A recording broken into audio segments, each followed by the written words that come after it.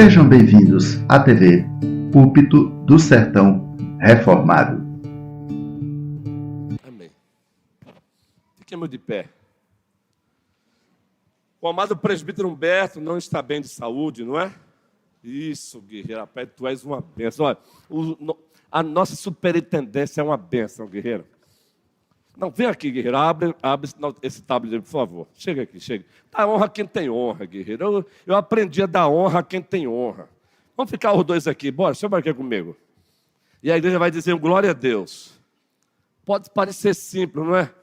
Calma, gente, eu sei o que é isso, eu mexo com isso também, mas eu não sou expert nessa área, não. Eu olhei para ali, aí ele abriu e fez. Ó, o que é que está escrito aqui? É para fazer o quê? É para o pastor dizer, cumprimentos visitantes, pastor. Queridos, aqui é a primeira igreja presbiteriana, é também tecnologia, é também cultura. Parabéns para ele, guerreiro. Sério. Deus seja louvado, é isso mesmo. É isso mesmo, a Bíblia manda dar honra a quem tem honra. Com isso, nós estamos adorando a Deus. Então, visitantes, levanta a mãozinha aqui para a gente, por favor. Só a mãozinha assim, visitantes. Que maravilha, bom tê-los aqui conosco. Satisfação, ali atrás também. Pela primeira vez ela visitou. Primeira vez vocês? Tem algum pastor aqui? Tem não, não é? Um recadinho para vocês, de toda a família da primeira igreja presbiteriana. Sejam bem-vindos em nome de Jesus. Somos uma igreja para frequentar, muito mais uma família para pertencer. Amém. Classe jovens, presbítero César. Classe adolescentes, presbítero Moisés. Classe novos membros, presbítero Clécio. Catecúmeno ficará aqui comigo na classe de adultos. Porque o amado presbítero Humberto não está bem, ore pela saúde dele. Ele falou que preferiu ficar em casa para se recuperar e à noite estará. Crianças, DI, departamento infantil. Visitantes, adultos aqui mesmo na nave, tá bom? Vamos lá, uma boa escola.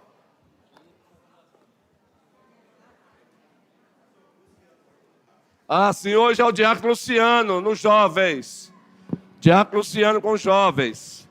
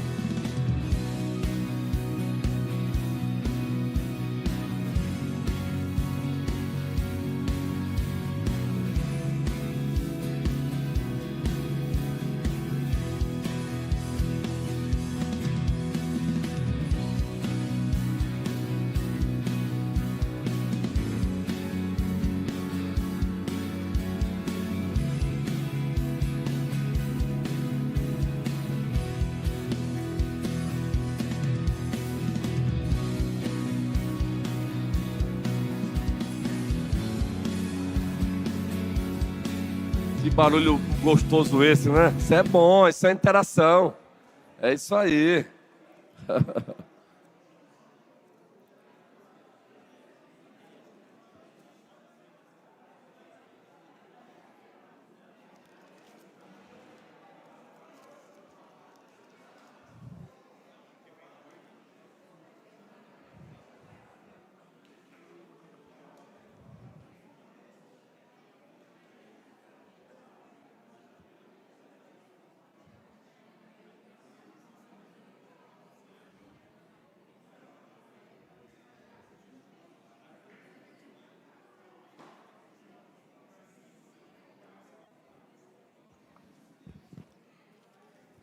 Lado a lado, trabalhando, sua igreja edificando e rompendo as barreiras. E na força do Espírito Santo, nós proclamamos aqui que pagaremos o preço de sermos um só coração no Senhor. E por mais que as trevas militem, toda a igreja, com os nossos olhos, o quê? Unidos iremos andar. Isso, pastor Abraão, conduz aí, guerreiro. Amém, amém, amém e amém. Deus seja louvado. Tiago, capítulo 3, encerrando hoje aquela exposição compacta de Tiago 3 sobre a língua. E a temática continua sendo a mesma ainda. Capítulo 3, versículo 10. A última parte do versículo 10. Tiago, capítulo 3, versículo 10. Comunicação assertiva na perspectiva de Deus. Tiago, capítulo 3, versículo 10. Falamos comunicação assertiva na perspectiva de Deus, pois existe aí os especialistas que falam sobre comunicação assertiva, mas muitas vezes na perspectiva só do homem mesmo, e aí fica a lacuna, não é?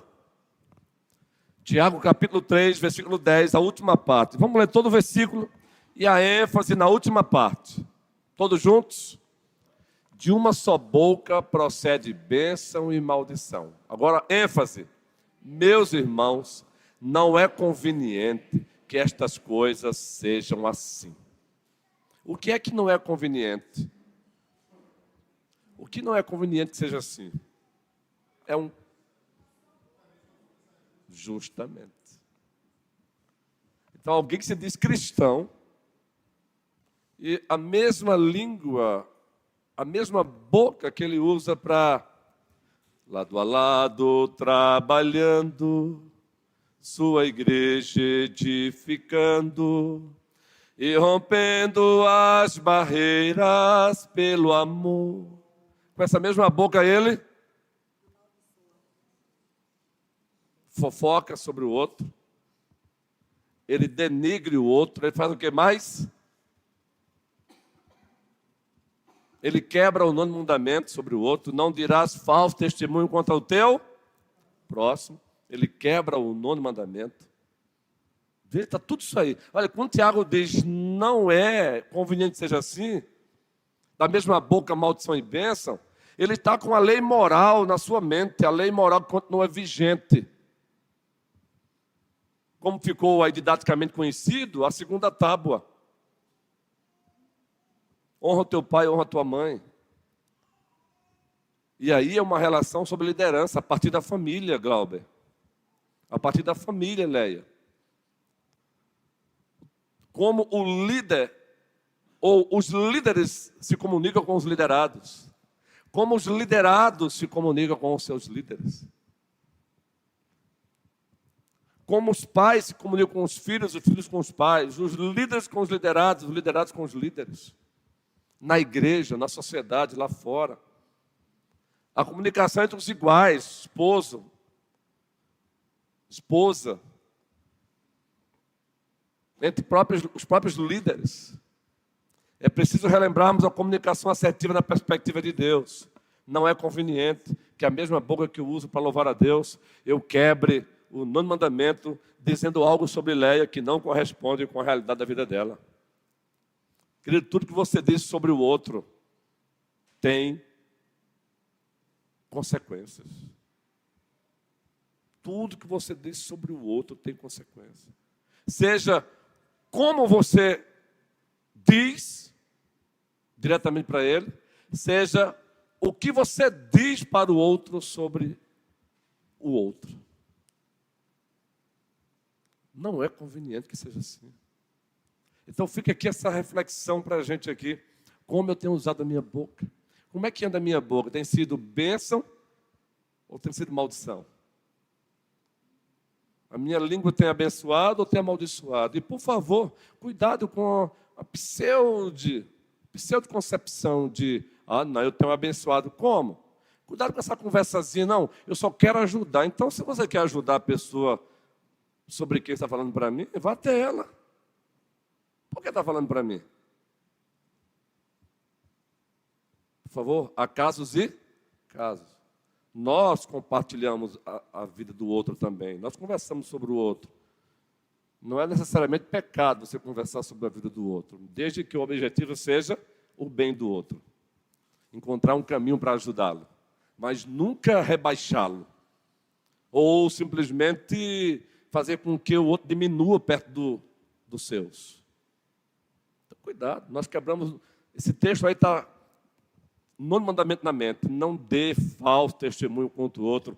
E nem use de falácias, de falsa piedade. Não, aqui é só para você orar por ele. Já viu a modinha, né? Isso é antigo agora, essa modinha na igreja ela é antiga. Não, eu estou comunicando contigo, é só para você orar por ele. Mas o que você quer comunicar? Não, fulano de tal não presta.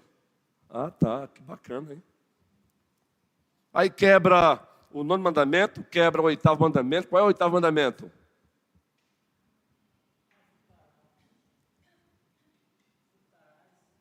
Não, bora lá, eu quero ver convicção. Vamos do 5º. Isso, guerreiro, convicção, justamente. Também, tudo. Mata, olha, o Catecismo Maior é um manual de doutrina dos reformados, muito especialmente dos presbiterianos. É uma exposição bíblica dos 10 mandamentos. Leia lá o 6º mandamento, eu não vou ler hoje não. O que Deus proíbe, o que Deus exige. Explica tudo isso aqui. O matar o outro, querido. É tanta coisa que envolve o matar o outro. Como tem sido o uso da sua boca? Para abençoar ou para amaldiçoar? E o Senhor Deus deixa bem claro, Ele não aceita, não é conveniente que seja assim. Não casa fé cristã com uma língua destruidora, que denigre, que rebaixa, que macula, que desestimula. Você é uma pessoa que encoraja o outro ou desestimula o outro? Tudo isso aí é maldição. Você é uma fonte a jorrar, por favor, entenda, horizontal. Na relação com o outro, você é uma fonte que jorra água para o outro, e essa água é doce, ou você é uma fonte que jorra uma água amarga, a ponto das pessoas, ao te perceberem, encontrarem escape para se afastar. Preste bem atenção. Há casos e casos. Mas muitas vezes nos encontramos reclamando por algumas solidões, por alguns momentos de se encontrar sozinhos. A culpa é nossa, às vezes. Não fique só culpando os outros pelos seus pecados, não. Você aproxima as pessoas ou você desaproxima? Você aproxima ou você afasta? Porque a gente tem uma mania, cara, de só olhar o outro. Como é difícil a gente se olhar no espelho. Peraí. Como pastor, por exemplo. Peraí. Nós, pastores mesmo, precisamos olhar para o espelho. Peraí. Aqui é que nós nos encontramos. Quando os pastores se encontram, rapaz, está uma batalha lá, minha igreja, não sei o quê e tal, porque está assim. Precisamos também olhar no espelho. Peraí, gente, mas será que é sempre culpa da igreja, da membresia? Pode ser também que seja nossa. Pode ser. Mas é muito mais fácil transferir a culpa para o outro, não é, gente? Isso também é maldição. Quando eu ouso transferir uma culpa que é minha para o outro, eu estou também usando a boca para amaldiçoar. É minha essa culpa. O que foi que Davi fez? Eu vou sempre citar esse fato de Davi, aplique isso em qualquer outra coisa. Nós que oferecemos aconselhamento pastoral, gabinete pastoral, e fique tranquilo, queridos, em nome de Jesus Cristo, a gente tem sigilo total. O colégio pastoral está aí. Só chega um assunto no próprio colégio pastoral quando já é necessário mesmo partir para o colégio pastoral, porque é prerrogativa do colégio pastoral. Tem prerrogativa que já sai da minha, já não é minha, é com o colégio pastoral. Agora, enquanto a prerrogativa está comigo como docente, eles sabem disso. E eles louvam a Deus por isso. Então, fique tranquilo. Mas por que eu estou narrando isso? Nós que aconselhamos casais, por esses 25 anos de ministérios, quando chega um dos cônjuges para descrever o problema, existem exceções. Mas, geralmente, é raro você encontrar alguém dizer assim, mas eu também tenho cometido erros. É raro. E quando eu encontro alguém que fala, não, mas eu também tenho cometido erro, eu digo, ufa. Ainda que o erro naquele problema seja menos do que o do outro. Mas tem. Tem, meu irmão. Mas como é difícil, não é, Janai? Como é difícil a relação, briguinha entre membros de igreja. Pare para ouvir um membro da igreja porque está em desavença com o outro. Menina, é uma raridade dizer, ó, mas eu também tenho errado. Não, é só pá. Eu já falei aqui da folha branca, né? Os conselheiros fazem isso. Os livros falam sobre isso. Entregue uma folha branca e descreva as suas qualidades. Menino, vai faltar. Pastor, tem mais uma folha aí? É algo assim tão óbvio, tão corriqueiro essa ilustraçãozinha, ou esse teste, porque é um teste que eles fazem mesmo. Nos cursos de aconselhamento bíblico, noutéticos, eles fazem extremamente mesmo com as pessoas. Folha branca, escreva aí suas qualidades. Menino, tem mais uma folha aí? A gente enche rapidinho a folha. Eu não fico com raiva. Olha, eu não fico com raiva de ninguém, eu não fico com mágoa, eu perdoo com facilidade. Eu sou sempre hospitaleiro. Isso. Agora descreva as suas falhas. Eu não sei. Me ajude aí. É sério, gente. Todos nós, sem exceção. Todos nós. Isso é fruto também da queda. Isso já é um eco de Adão. É um eco do Adão. O Adão fez o quê, queridos? A mulher que tu me deste. Ainda botou culpa em quem, por ordem aí na tabela? O próprio Deus. Eu não tenho nada a ver, eu estava sozinho. E aí daí surge as brincadeirinhas, né? É só brincadeira, viu, mulheres? Que os homens brincam. Tá vendo? A coisa complicou quando fizeram uma mulher. Não, pelo contrário. Complicou porque o homem não foi o homem quando deveria ser homem para o bem da mulher. Complicou porque o homem não foi o homem quando deveria ser homem, deve ser homem sempre, para o bem da mulher. Foi a mulher que tu me deste. Quem levantou a mão aí? Microfone. Agora quem for ao mesmo tempo, Cássio, me ajude. Foi lá? Aqui todo mundo é tratado com igualdade, guerreiro, para a glória de Deus. Já chegou aqui? E o microfone, isso, pronto. Pode usar, Cássio. O proibido Alexandre é tranquilo. Depois vai para lá o microfone. Tranquilo. É porque o senhor falou acaso e Acácio, aí eu... Gostei. Rapaz, olha, eu estou amando esse teu jeitão, guerreiro. Quem vê Acácio sériozão assim, ó. Menino, isso não é má não, mas tem umas ondacinhas ali, ó. Vai lá, guerreiro. Mas estou aqui, pastor. Mas é rápido. Que essa semana eu me deparei com a situação e que o senhor falou nessa questão aí da aplicabilidade bíblica no dia a dia. E trazendo essa parte de Tiago tem sido fascinante. E a gente tem até lido, fazendo um cursozinho rápido do eu e Raquel, o negócio de comunicação não violenta e também aquele também de assertiva. E um colega lá, que também é professor da universidade e cristão também, inclusive também até oficial da igreja, aí se deparou numa situação, vários alunos, aí 3 alunos ele falou, A, B e C, né? Falou com A, pulou o B e não falou com C. eu fiquei constrangido na situação, poxa, porque aquilo não deixou de ser uma comunicação meio... Aí, assim... Ali foi comunicação agressiva. Ela tem também esse formato. Ou você fala com todos, e até porque tinha poucas pessoas na sala, ou então você não especifica ninguém. Mas falar com A, falar com C e pular o B, poxa, é um negócio meio que constrangedor. Eu até me constrangi na hora. E em outros momentos, ele tinha até falado, não, a gente tem que falar de Cristo, mesmo na universidade. Como tinha a questão da ABU, tem a Aliança Bíblica Universitária, quem é de Minas, tem até um colega Alexandre também que está ali, que já conhece a parte da ABU. Então, assim, a gente vê esse contexto no geral, mas quando se deparou na prática, passou longe. Aí eu fiquei, poxa, como é que a gente deve agir, pastor, numa situação dessa?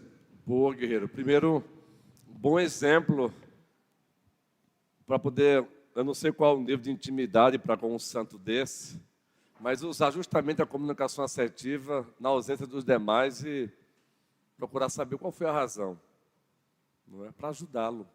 É sério. Olha, quando a gente também não fala para o outro que deve ser falado em amor, estamos deixando de ter uma comunicação assertiva na perspectiva de Deus. E por incrível que pareça, o silêncio é agressivo tanto quanto a fala, guerreiro. A gente acha que dentro da comunicação assertiva e não violenta tem esses parâmetros que eles usam, não é? Comunicação passiva, comunicação ativa, não é? Agressiva passiva e assertiva. O silêncio é pesado, guerreiro. Olha, o silêncio, eu acho que se não for igual, eu acho que ele é até pior em alguns momentos do que uma palavra dura. Tem gente que parece que gosta do masoquismo. Usa o silêncio como... Eu até brinquei aqui sobre as mulheres domingo passado, né? Sobre a relação com as mulheres, brincando. Mas tem gente que é agressivo, mas não falando. É agressivo nos gestos, falam. O silêncio também é comunicação. Queridos, as ciências são fantásticas. Os nossos gestos falam. Se você quer perceber, se você estudar um pouquinho, você percebe se a pessoa naquele momento está a fim de te ouvir ou não. Você percebe. Nós damos sinais, queridos. Nós damos sinais. O olhar de uma pessoa na foto, você demonstra se ela queria estar saindo naquela foto ou não. Se ela está feliz ou não. O olhar. E não é misticismo não, querido. É ciência mesmo. Então, Acácio, o caminho, guerreiro, dependendo da intimidade com esse santo de Deus, é comunicação assertiva, que também diz que tem a hora certa para falar, como falar, procurar saber o que levou a fazer aquilo. Porque realmente não tem sentido isso mesmo não, guerreiro. Não, ou seja, não é conveniente. Mas eu falo isso às vezes porque de repente o camarada... Tem gente que é assim, por não ter intimidade, mas também não tinha com os outros, tinha? Não justifica, já caiu por terra. Então, da sua parte, se tiver oportunidade um dia, chamá-lo à parte e dar a ele também o direito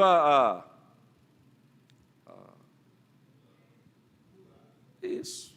Meu irmão, o que foi que aconteceu? Porque assim, é para o teu bem, nós somos irmãos em Cristo, representamos Cristo aqui. Naquele dia você passou, cumprimentou aqui não. É para o teu bem. O que foi que aconteceu? Algum problema contigo?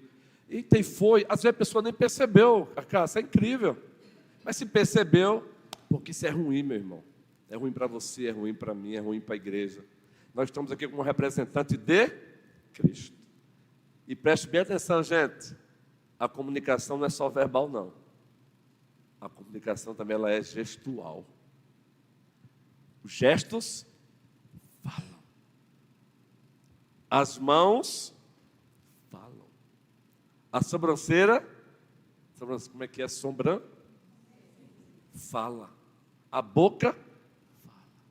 A mão aqui. Você já viu alguém que está conversando aqui, daqui a pouco ela faz assim, ó. Alguma coisa está acontecendo ali.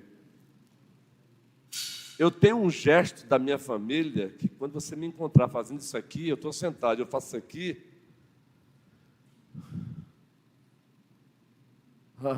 Quem me conhece um pouquinho vai dizer, ih, rapaz, a bateria está... Nós falamos. Presbítero Alexandre. Terminaram aparecendo algumas outras coisas, né? Eu já aviso, quando eu disser, meu querido, minha querida, minha filha, é porque a paciência... Isso. Palavras também, não é? Certos verbetes. A esposa com o esposo. Amor. A mulher fala, Ronilson. Ah, querida, coisa muda. Ou então, precisamos conversar. Digo, ai, que coisa. Vai lá, guerreiro. Mas, duas coisinhas. Eu, por exemplo, não teria nenhuma dificuldade nessa folha dos defeitos, né? Tem não, guerreiro? Colocaria logo em cima. Eu sou perfeccionista. Boa. Reconhecer o pecado. Eu só faço tudo direito. Não faço nada errado. Mas vamos lá. Eu estava lembrando, eu tentei achar aqui, não sei se o senhor vai lembrar do título, mas tem um livro muito interessante que me remete também a uma música de Michael Jackson, que ele, no verso ele diz, eu tô falando com você, esse homem aí na frente do seu espelho. Mas tem um livro que eu tentei me lembrar que eu sei que tem alguma coisa com farsante ou com farsa na capa, que é cristão, é um livro cristão falando sobre isso. É de Swindon. É de Swindon, mas eu estou tentando me lembrar o título exato, não lembrei. Esse livro, ele traz esse aspecto de que, fiz associação com a música, a gente consegue, de fato, conversar com aquele sujeito ou com aquela senhora que está no espelho. Essa questão desse lado aí do aspecto das falhas, dos pecados, dos erros, tem muito a ver com essa capacidade, assim, bem pé no chão mesmo.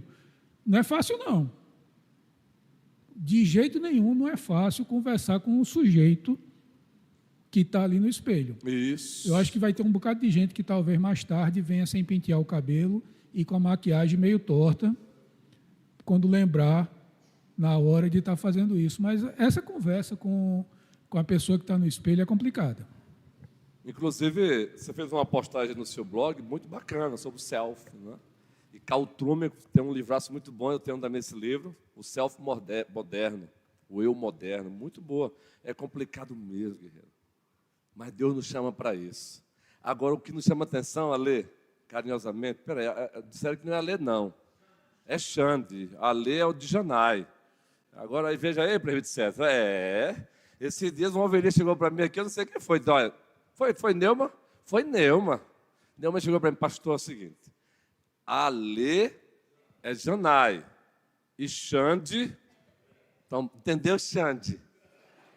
Rapaz, ó, Vera, cadê Vera, menina? Ela está dando aula, vixe, deixa a mulher lá. Então, guerreirão, muito bom o teu artigo lá no blog, viu? Muito interessante. Seria bom até você copiar ele, porque tem gente que não vai para blog. Pode copiar ele lá, tirar e jogar o texto mesmo no grupo, que é muito legal. Eu li a reflexão. E eu tenho um livro de Carl Trueman, muito bom, o Self Moderno. Excelente reflexão. E o livro de Charles Swindoll é Vivendo Sem Máscaras. Se for esse, que tem uma máscara mesmo assim, ó, na capa do livro. Esse livro é um espetáculo, Vivendo Sem Máscaras. Mas, queridos, sabe o que nos chama a atenção, Alê? Não, Xande. Daqui a pouco eu chamo Xandinho. Xandinho é para Vera. Xande. Ponto, viu? A mente de vocês já foram longe, meu irmão. Vocês já botaram avião no meio. Eu falei Xande. Xande. Xande de Vera. Não bote avião no meio, não.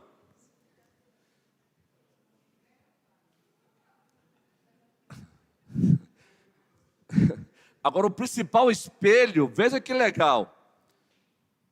Olhar para aquele que está no espelho e confrontá-lo. Agora, sabe o que é fantástico? É que o espelho que devemos usar, presbítero Rogério querido, o espelho diante do qual devemos colocar, qual é o espelho, Manu? A palavra, meu irmão. Aí a coisa pega. Porque qual é o problema, Lê? Aí você colocou bem, quando eu olho o espelho mesmo, eu olho eu tento olhar para mim, a partir de mim mesmo, eu me uso também como medida. Mas quando eu olho para o espelho de Deus, meu irmão, aí a coisa muda. Raquel, Coral, carinhosamente, perderam o costume. Aí a coisa muda, meu irmãozinho, porque é a palavra de Deus botando aqui, ó. Entendeu, Priscila? Tomou remédio hoje, meu filhinho? Amém. Eu perguntei a Pâmela hoje, eu falei, eu não preciso. Eu digo, Quando eu me coloco na frente da palavra de Deus, aí a coisa muda, Emerson. Porque não sou eu usando-me como medida para avaliar você, ou a mim mesmo. É a estatura do varão perfeito, Efésios 4, Jesus Cristo, guerreiro. E quando a gente é chamado para isso, é se colocar diante do espelho da palavra de Deus. E quando a gente se coloca diante do espelho, Raquel de Acácio, tem que ser assim, não é? Diante da palavra de Deus, é a sua mamãe querida, que está ali, não é mais visitante não, viu? Esquece isso. Aí, minha querida, Odida, aí não tem essa de abrir a boca e contar vantagem, não. Não tem, Miriam, não tem. Por isso que a Bíblia diz, Deus está no seu santo templo. Cale-se diante dele toda terra. Não tem. Jó, a gente lê muito Jó, aquela parte,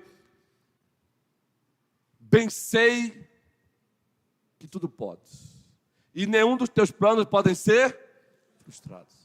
Mas leia antes, porque depois daquela experiência contemplativa com o Criador, a partir do versículo, capítulo 38 de Jó, é o próprio Deus que se aproxima dele e diz, cinja o teu lombo, fica de pé, cinja o teu lombo, pois agora eu irei te perguntar e você vai me responder. Olha só, querida Natália. Olha só que pergunta. Léo, onde você estava, Jó, quando eu coloquei os fundamentos da terra? Aí o cara começa o quê? Edilde? Quando é Deus falando e você arrasa o coração, meu irmãozinho, não tem não. Quando sou eu, frente a frente com Daniel, talvez, por favor, Daniel, entenda, talvez pelos meus títulos, mestre em teologia sistemática, e não sei o quê, professor de seminário por mais de 15 anos, pastor da primeira igreja presbiteriana e tal, talvez eu tente, que Deus me livre. Mas quando somos nós dois, face a face com ele, guerreiro. Luiz Ronilson, onde você estava quando eu coloquei os fundamentos da terra? Eu te perguntei alguma coisa que agora já é interpolação e o texto permite, viu? É interpolação ou conjectura, o texto permite, porque a pergunta é profunda. A partir dela você faz outras. Eu te perguntei alguma coisa, Luiz Ronilson? Eu te pedi alguma dica? Eu precisei de você porque eu não sabia o que é engenharia civil, engenharia elétrica. Eu perguntei alguma coisa a você, Jó? Aí Jó vai, gente, ó. Ô Jó, me responda uma coisa. Quem foi que disse ao mar, só até aqui, daqui você não passa? Olha, Carla Gil. Aí Jó, ei, todos nós, com muita frequência, precisamos aqui e acolá passar por um momento desse. Leia para você mesmo, como Deus falando para você. Ô Luiz Ronilson, aí coloca o seu nome. Ô Daniel, onde você estava quando eu coloquei os fundamentos da terra? Onde estavam os engenheiros civis? Aqui nós temos muitos, hein? Onde é que eles estavam? Tu achas que eu pedi um conselho com eles para fazer? Os engenheiros elétricos, os arquitetos. Ei, vocês médicos, onde vocês estavam? Queridos, é sério. Sempre que eu me deparo com Jó, a partir do capítulo 38, faz esse teste, meu irmão, você se encolhe, Glauber. Você vai se encolhendo, guerreirão. Aí Jó disse, falei do que eu não sabia. Põe a minha mão na boca. Nós precisamos de uma igreja que saiba colocar a mão na boca. Quando o assunto é Deus. O símbolo de saber colocar a mão na boca é eu entender uma coisa. Ele é o Criador e nós somos as criaturas. Ele é Senhor e nós somos os servos. Ele é Rei, nós somos os súditos. Ele é de eternidade a eternidade, nós passamos a ser, porque Ele nos trouxe a existência. Quem levantou a mão? Primeiro foi Janai, depois o presbítero Manuel. Microfone para eles. Pastor, eu estava pensando aqui, e como é difícil quando alguém chega para você com amor, te mostrando o teu erro. Como é difícil você aceitar.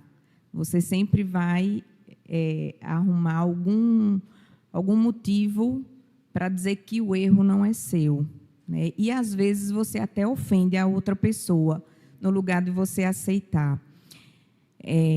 No trabalho, a gente tem algumas pessoas que são cristãs, né, são evangélicas, e, num certo local, a gente foi orar, e uma das irmãs, orando, disse assim: Senhor, eu não aceito menos que isso. Senhor, eu não aceito menos. E aí, com muito amor, passou uns dias, né? E aí eu fui conversar com ela. E aí eu disse: fulana, deixa eu te dar uma dica. O Senhor, Ele é supremo. Quem somos nós para orarmos dessa forma? Eu não aceito isso. Pelo contrário, a gente pode desejar, mas que seja feita a vontade dEle. E aí, automaticamente, ela me ofendeu. Ela já disse assim: olha, é porque você é uma pessoa negativa. E eu disse: não, mas tudo bem, é uma dica que eu estou te dando, leia isso, isso e isso, e você vai ver que tudo na nossa vida tem que ser: Senhor, seja feita a tua vontade e não a nossa. Né? Então, assim, como é difícil as pessoas elas aceitarem. E aí eu não falei mais nisso, né? Vida que segue, mas talvez se ela tivesse uma certa sabedoria, né? Enfim, uma maturidade espiritual, ela dissesse: minha irmã, me perdoe, realmente eu estou errada e eu vou fazer o certo. Quem somos nós? Né? Mas como é difícil a gente assim até mostrar com amor e a pessoa aceitar. Isso, é muito difícil. E sabe o que é interessante, Janai? Como a gente quer pegar... A gente ousa achar que Deus, Ele é contrário às nossas positividades. Agora, pegar a positividade da vida, devemos ter na relação com Deus. Senhor, eu não aceito menos que isso aqui. Não. Agora, a soberania de Deus, o Deus que é poderoso, majestoso, Ele nos fez seres com capacidade de agir, de criar. Aí onde está a positividade, não é? Você fazer metas, não é? Excelente, Janai, metas. Espera aí. Se o Senhor Deus não quiser, Ele vai fechar a porta, mas Ele me fez com esse talento, eu vou partir para cima. Esse aspecto da positividade tem o seu lugar, não é? A meta, eu quero chegar, vou falar aqui eu comecei a treinar, viu, gente? Eu falei malhar, e o Erasmo um dia chegou para mim: pastor, não denuncia a nossa idade não, guerreiro, é treinar. Aí eu disse: que guerreiro, valeu, foi. Eu estou citando Erasmo aqui, foi bem agradável.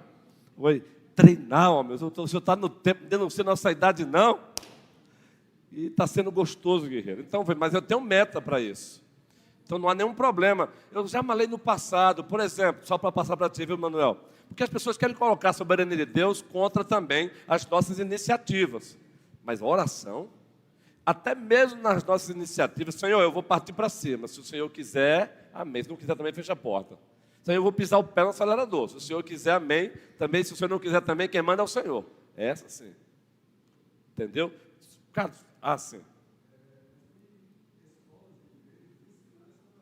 Ensinando. E aqui com todo... Excelente. E aqui eu vou citar o nome do referencial. O referencial deles eu vou citar. Eu tenho que citar. Kenneth Hagin. Cuidado com Kenneth Hagin. Esse tipo de oração aí, quem fez, para acreditar que leu Kenneth Hagin. Kenneth Hagin não é referência para nós, não. Quanto a ele e Deus, quem sou eu? Agora, ele chega a dizer que aquela oração, a oração do Pai Nosso, quando o texto diz: seja feita a tua vontade, crente não precisa fazer mais, não. Não estou inventando, não, querido, eu li. Entendeu, Janai? Perigo. Querido, cuidado, porque o veneno está onde você nem percebe. Agora, uma mulher dessa precisa de ajuda, Janai. Se você encontrar alguém com esse tipo de oração, lembre-se, encare como alguém que precisa de ajuda. Manuel, era só isso mesmo, cara? Boa tua fala, guerreiro. Mas se quiser falar depois, viu? Vai lá, guerreiro. No início, o senhor estava falando sobre a boca que abençoa, que amaldiçoa, e a gente foi evoluindo, mas o assunto está sempre ligado um ao outro. E eu já falei algumas vezes, inclusive em escola dominical, que nós precisamos amadurecer, como o próprio Jó colocou a mão na boca, né, quando questionado, quando confrontado. Aí eu entendo isso como a reação de Jó. E nós cristãos, nós cidadãos, pai de famílias, com a idade já X, eu digo isso porque quando eu era mais jovem eu tinha outras reações. E a maturidade está muito na reação, não na ação. Quando você, por exemplo, é confrontado, como você reage? Quando você ouve que alguém falou algo de você, como você reage? Essa reação vai denotar o nível de maturidade que você tem. Se você vai abençoar com a sua reação ou se você vai amaldiçoar. Se você vai até a fonte na sua reação para tentar entender e argumentar e mudar a situação, ou você já sai reagindo de forma diferente. E isso se dá, eu entendo, pela própria maturidade de alguns, não só em maturidade de idade, mas em maturidade cristã também, não é? Mas precisamos cada vez mais ter maturidade na nossa reação, porque às vezes a nossa reação é aquela que realmente bota tudo a perder, né? Espalha a farofa, como diz o outro. Você tinha até razão, mas como você reage, você perde a razão, não é? E é verdade, pastor, que às vezes essa reação quando você não consegue, não está pronto para reagir de forma positiva, às vezes o ficar calado, pelo menos no momento, é a melhor opção, até que você tenha maturidade para, com a sua reação, ser uma reação correta, chamar a parte e dizer, olha, não falei antes porque não tive condição emocional para reagir de forma correta, mas agora é o momento para conversarmos a respeito do determinado assunto. Não é? Então, assim, a reação para nós cristãos é algo que devemos estar sempre observando, né? Reações e ações são as duas. Exatamente, reagir de forma a ação na reação corretamente, isso, de forma positiva. Justamente. E a maturidade cristã vai levar a isso mesmo, não é? Agora, a maturidade não acontece como mágica, né? Ela requer rumerito, ela requer exercício, ela requer disciplina, ela requer esforço. Eu estou lendo um livro agora chamado Hipergraça, porque está surgindo, não é nova isso, é a roupagem nova. Hipergraça, tem uns pregadores novos nos Estados Unidos, está chegando no Brasil já, naquela ideia de tudo pela graça, daí para frente, não importa o que você faça. Então, essa conversa de exigir para o membro congregar, isso é legalismo. Quem disse que precisa congregar mais é pela graça. Sério mesmo, gente. Agora não é novo isso, né, guerreiro? É uma roupagem nova. Eu estou lendo esse livro. Mas o que é interessante, você pega John MacArthur, você pega os servos de Deus por aí fiéis, falam sobre isso. Grave isso. A fé, ela é feita de indicativos e de imperativos. Não separa o que Deus uniu. A salvação é pela graça.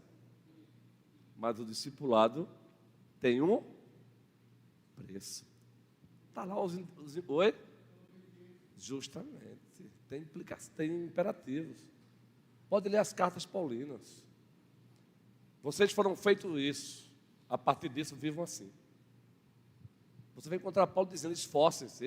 Então, a comunicação assertiva, na perspectiva bíblica, presbítero Manuel, requer também exercício da nossa parte. Ação e reação. Por exemplo, eu estou com vontade de falar com Léa sobre o Lázaro. É uma ação. Por que eu tenho que conversar com Léa sobre o Lázaro? Vai levar ao que isso? Em que eu vou abençoar o Lázaro falando com Léa sobre ele? Qual é a razão? Léa vai ajudá-la em quê? Se você vai envolver a outra pessoa, é para ajudar, não é? Então você tem que parar também para pensar, vou ajudar como? Pode falar, guerreira.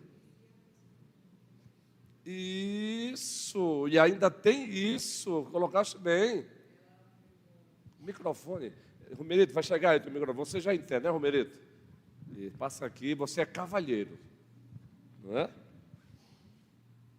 Bom dia. A colega falou sobre o fato da amiga ter reagido, né, de maneira... Você é pessimista. Ela foi falar com toda boa intenção, né, diante daquilo que ela acredita. Só que aí também tem a parte da gente saber se a outra pessoa quer a ajuda, se ela quer aquela abertura, até onde a gente vai ajudar, onde a gente vai ser deselegante, desnecessário, e de repente tentar ajudar e sair de outra maneira, porque, ao que me parece, essa moça ela tem a ideologia formadíssima e acha que está ali certo, então até onde a gente deve ir, né, para ir conversar com o outro. Também tem isso, excelente, minha querida. Boa. Romerito. E a Bíblia diz, viu? Conversou 2, 3 vezes, não quis. Cale-se. A Bíblia tem princípio para isso, colocaste bem. Porque se o outro não quer ajuda, pastoralmente mesmo, as ovelhas precisam sempre entender isso. A ovelha que pede ajuda. E diz que está precisando de ajuda. Agora a ovelha também precisa entender que o pastor não está ali para que a ovelha transfira para ele um dever que é da ovelha, não. Está ali para dizer, Deus quer que você faça isso. Agora, quem cabe fazer? É a ovelha, meu irmão. Porque no pastoreio é um desafio, porque não é maldade da ovelhinha. Mas, às vezes, a ovelhinha acha que é o pastor que tem que fazer aquilo que ela deve fazer. Não, meu irmãozinho. O pastor está ali para trazer os apontamentos dos céus. Deus, na sua palavra, deixa claro que a sua atitude deve ser essa. Então, vá lá e faça. Romerito, vai lá, guerreira. Aí também tem pena. Boa a tua palavra, guerreira. O outro precisa de ajuda também. Senão, ora por ele apenas. Então, pastor, falando disso, né, eu lembrei da minha formação, que foi um ano infeliz, mas foi graças a isso que eu pude começar a construir alguma coisa. Eu passei mais de 2 anos na Verbo da Vida. Isso não é uma crítica à igreja, mas ao que eles pregam. Eu lembrei que lá eles têm uma linguagem muito sobre a confissão positiva. E falando sobre Tiago, eu lembrei que no Provérbios 11, 21 fala sobre o poder da língua. Eles usam isso para poder dizer que aquilo que falamos, aquilo que imputamos sobre as palavras, né, sobre dizer que quer muito algo, ou falar sobre muito algo, a confissão positiva, tem poder. E eu queria saber qual a ligação que a gente pode fazer sobre o Provérbios 11, 21 e também sobre o que fala em Tiago. Leia para a gente aí Provérbios 11, 21, por favor, Romerito. Pronto, perfeito. E a referência deles, mais uma vez, bem, não vou citar também o nome para a gente evitar, mas a referência é Kent Hagin. Kent Hagin em cima positivo. Vale nisso milhões lá no passado, falava sobre isso. Exatamente. Quem é que leu o livro no passado? Paul Onshu, já falecido, Quarta Dimensão. Meu amigo, é o seguinte, sério, é com tristeza isso. Você quer uma bicicleta, então fale para Deus que você quer uma bicicleta. Mas também Ele quer saber se você quer vermelha, preto ou azul. Se você não disser, Ele não vai dar. Ao falar, você concebe no ventre. E aí ele vai comparando com a gestação. Meu irmãozinho, não é assim que funciona, não. Mas leia Provérbios, Romerito. Pronto, perfeito. É a mesma que está aqui. Pode ler para a gente. O mal é esse aí mesmo, não, é 18, 21. No 18, caso, 21. Isso. A morte e a vida estão no poder da língua. O que bem utiliza come do seu fruto. Isso. A morte e a vida estão no poder. O que bem utiliza. Agora eu vou dar um exemplo para você. Aí eu chego para você. Imagina. Na frente do Carlos, na frente de Esther, de Ives. Um bate-papo normal. Digo, ô Merito, tu és burro, cara. Que cara burro é você? Rapaz, eu mandei você fazer isso aqui. Olha como foi que você fez. Eu feri você, eu não feri, guerreirão. É isso que o provérbio está dizendo, meu irmão. A morte está no poder, mata. Palavras matam mesmo, elas ferem, guerreiro. Não é que eu disse burro, você vai se tornar burro. Não. A única palavra que tem poder para dizer você é burro, vai se tornar um burro agora é a de Deus. Não é? O próprio João Batista disse: Deus pode dessas pedras transformar em filhos de Abraão. O poder da palavra é justamente porque o outro vai receber. E ela é ferina como uma espada, meu irmão. Quem tem poder para trazer à existência essas coisas é Deus, não sou eu. Agora imagina, eu estava brincando com o Jade. Por favor, entenda a minha fala, que agora eu brinco com minha esposa, eu tenho que brincar com ela mesmo. Porque às vezes eu reflito com ela, necessidade e desejo e necessidade, sonhos. Eu estava fazendo um comentário lá, falei, sendo assim também, eu tenho um hobby, eu tenho um sonho, uma SW4, encher o tanque dela e dar um rolê pelo Brasil. Aí agora eu vou dizer, todas as coisas posso naquele que me fortalece. Filipenses 4,13, com toda a exegese. Aí eu vou lá na Toyota e vou comprar pela fé, valendo milhões. Kent Hager. Mas eu não posso, meu irmão, isso não é fé. Eu posso até um dia ter a SW4. Não a SW4 pela SW4, porque eu acho linda a caminhoneta. Pode ser da Toyota, pode ser da Mitsubishi, pode ser qualquer outra coisa. Eu sonho. Assim como eu sonho um dia ter uma 1.300 cilindrada. Sair de Salvador, Aracaju. Aqui, essa aqui é mais forte ainda. 1.300 cilindradas, já na garona, na garupa, ó. Capacetezinho dela aí. Pega aqui Salvador, Glauber, Salvador, Aracaju, Maceió, Recife, João Pessoa, Natal, Fortaleza. Eita maravilha, e já atrás. Oi? Aqui mesmo? Agora, entre o sonho e o din-din, meu irmãozinho, há uma lacuna. Aí eu vou agora comprar uma moto sem o poder. Entende, Romerito? A palavra fere, meu irmão. Uma palavra dessa, você pode sair machucado pro resto da vida, meu irmão. Machucado pro resto da vida. É um esposo que usa uma palavra indevida com a esposa. É o marido com... É isso que fere, é isso que mata o menino.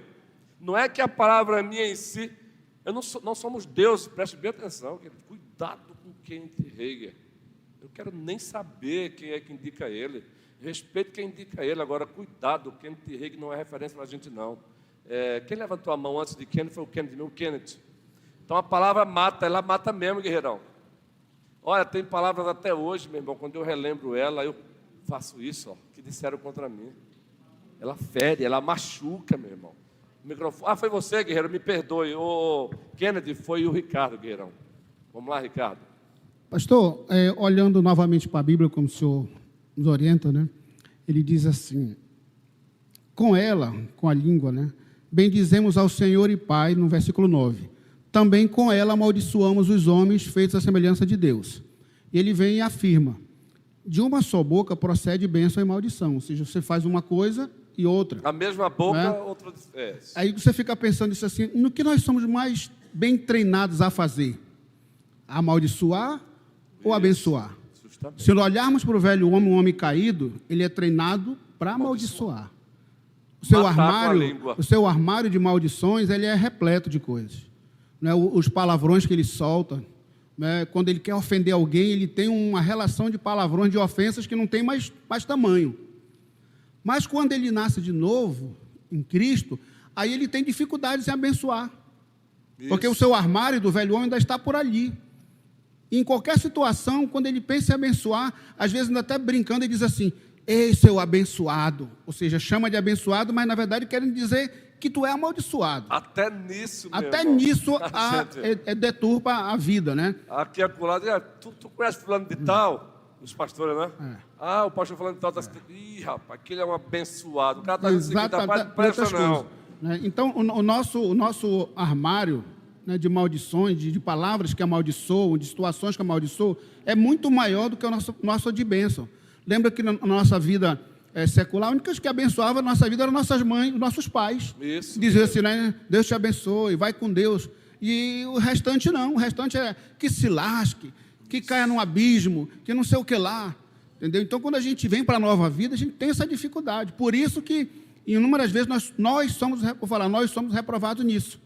Porque a primeira palavra que vem na a boca é de maldição. Isso. Entendeu? E aí, Romerito, ó, microfone para o Kennedy.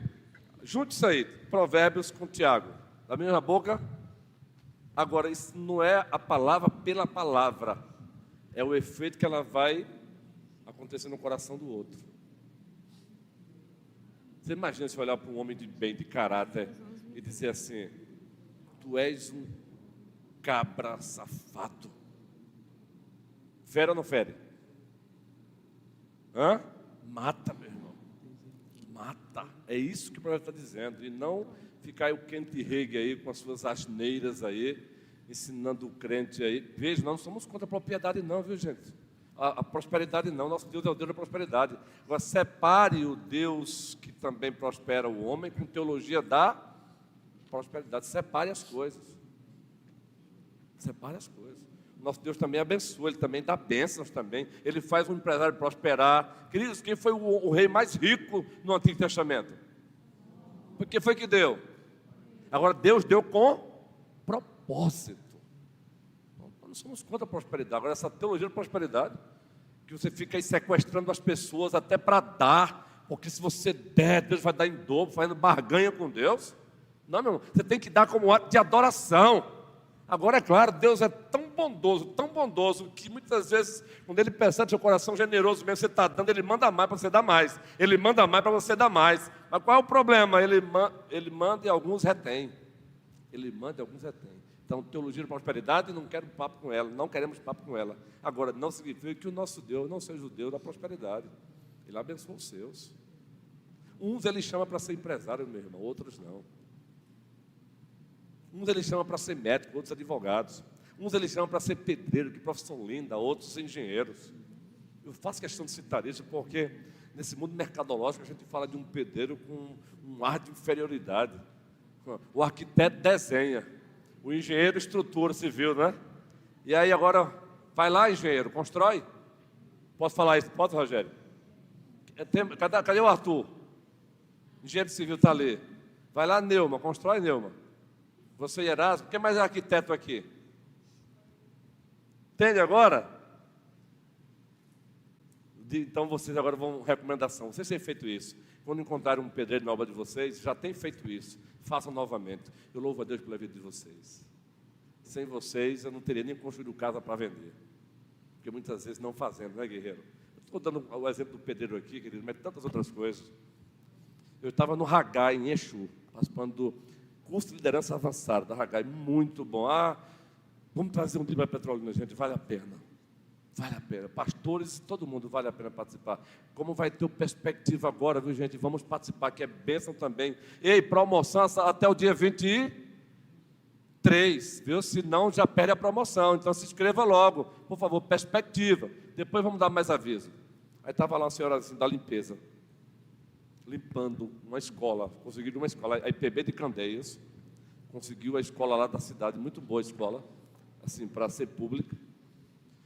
Estava lá o pessoal da zeladoria, o pessoal da cozinha, ou seja, as equipes, né? Eu achei lindo que alguém chegou para mim, um pastor colega chegou para mim e disse: rapaz, aliás, uma outra irmã que eu conheci lá, chegou para essa irmã e disse: eu louvo a Deus pela tua vida. Eu estou tendo o privilégio de usar o banheiro encontrado sempre limpinho, e você tem feito isso. Os olhos dela lacrimejaram. Porque raramente as pessoas fazem isso. Invisíveis. E todos nós precisamos parar um pouquinho e refletir, gente. É muito fácil chegar lá e ter que tirar uma foto com a Hernandes. E eu tiro também, por favor, vê equilíbrio. Mas ninguém quer tirar uma foto com a zeladorazinha que trabalhou lá para que você usasse o banheiro direitinho. Quem aqui quer tirar uma foto com a zeladora? Vai ter agora o Aviva Sertão.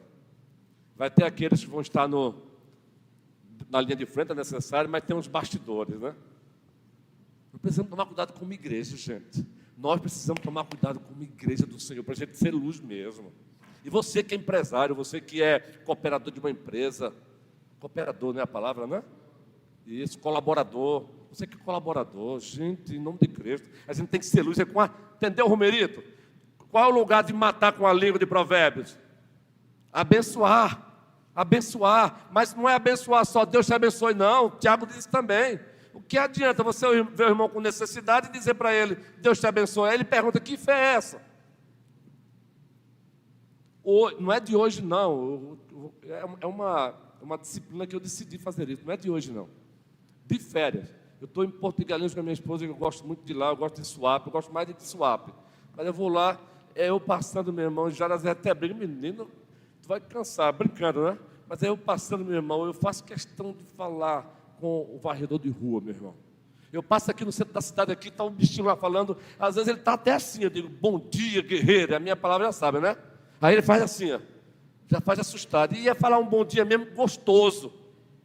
Bom dia, guerreiro. Precisamos valorizar o ser humano, meu irmão. O valor do ser humano não está no que ele tem. O valor do ser humano não está no que ele tem, mas na imagem de Deus nele, apesar da deturpação pelo pecado. É por isso que Tiago diz que eu não posso, com a mesma língua, louvar a Deus e amaldiçoar o homem. Agora veja, a força não está aí. A força da exegese não está só em amaldiçoar o homem. Qual é a força? Feito a imagem de Deus. Então, olhe para o pedreiro, olhe para o mestre de obra, olhe para o colaborador da sua empresa, olhe para o seu patrão, olhe para o seu funcionário, irmão, olhe para o outro e veja, eu estou diante de uma pessoa que foi criada à imagem de Deus. A princesa de Sueli, Suíla, está aqui, Suíla? Está lá, não é? Ela fez um desenhozinho comigo, e eu aqui conversando com 2 servos de Deus, assunto precioso. E ela só, pastor. Ô, Kennedy, vou passar, Kennedy, vou terminar pela tua fala. Pastor. Eu falei, segura aí, guerreiros. Segura aí. Fala, meu amor. E eu olhei para ela. Não, porque eu fiz isso aí, viu? Foi para o Senhor, tá bom? Eu digo, tá bem, meu amor. Deus te abençoe. E ela saiu feliz. Por que eu estou narrando isso? Até esses momentos de tomar cuidado, queridos. É criança, é ser humano, feita à imagem de Deus. Dê atenção a ela. Ela precisa entender que ela não será a igreja de amanhã, não é a igreja hoje. Kennedy, para fechar por hoje, guerreiro. Graça e paz à igreja. Eu passei 8 anos na denominação. Isso, cita o nome não, para a gente... Beleza, eu entendo o mérito. Eles justificam a questão do desejo e a materialização do desejo em Marcos 11, 23. Se tiver como colocar por favor. Aí eles utilizam também a King James, muitas vezes. Mas isso aí também... A versão King também. James, do rei Tiago. Os puritanos usaram muito essa versão. Aí eles justificam em Marcos 11, 23. E com toda certeza, eu vos asseguro, que aí eles botam em negrito que se qualquer pessoa ordenar este monte, levanta-te e lança no mar, e não duvidar, aí eles botam em negrito, e não duvidar em seu coração, mas crer que, aí bota em negrito, se realizará o que pede, assim lhe será feito. Aí eles justificam isso aí, que tudo que você deseja, a materialização do desejo, tomando como base Marcos 11, 23, vai se realizar.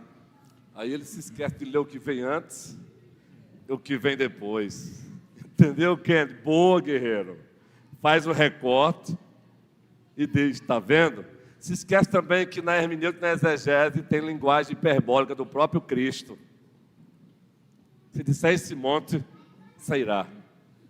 Ora, qual é a necessidade de Cristo mandar um monte sair daqui para ali? Nem ele mesmo quis fazer isso. Se ele quisesse, ele faria. Ele está pegando uma referência. Outra coisa, que vocês pedirem, ele fará. Agora o quê?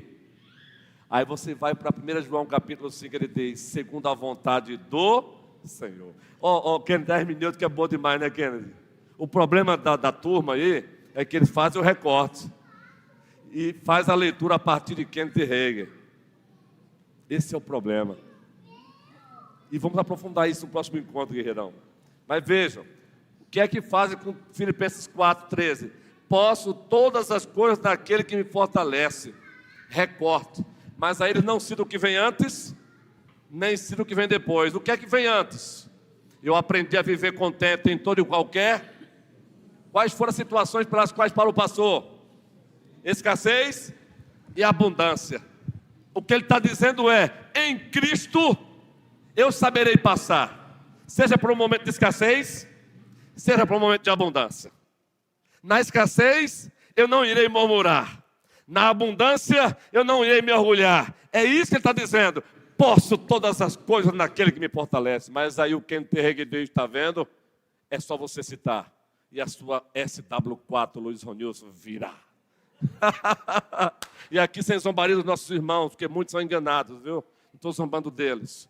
Muitos são enganados. Inclusive você está aqui, Romerito, porque Deus santificou. Nada de zombaria. Deus sorrindo de mim, tá bom? Agora, se um dia chegar a SW4, não pense que eu abracei a teologia da prosperidade, não, viu? Se um dia chegar a moto 1.300 cilindrada, é porque Deus é bom. Fiquemos de pé.